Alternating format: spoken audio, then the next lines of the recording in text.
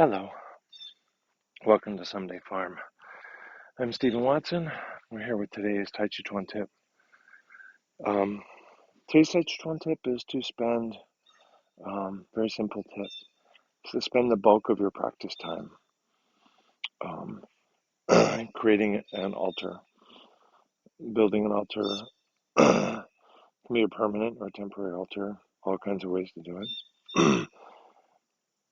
And the idea is to sort of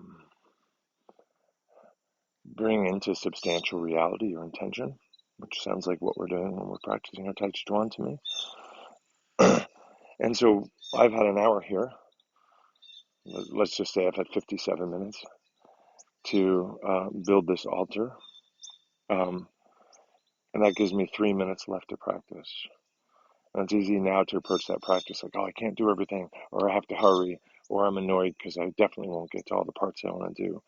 But perhaps, although I'm likely to have a shorter practice period, because I spent most of it building an altar, I may have a more meaningful practice. I may have a better sense of what the substantial and the insubstantial are.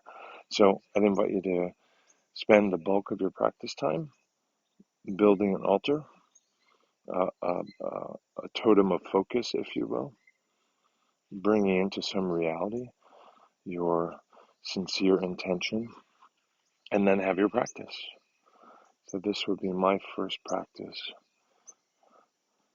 in view of the altar, and with the altar keeping me in its view, rather like I felt following my teacher in class.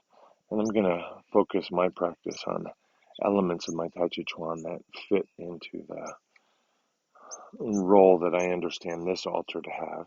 Having just built it, I know what this altar is for, and in this case, who it's for.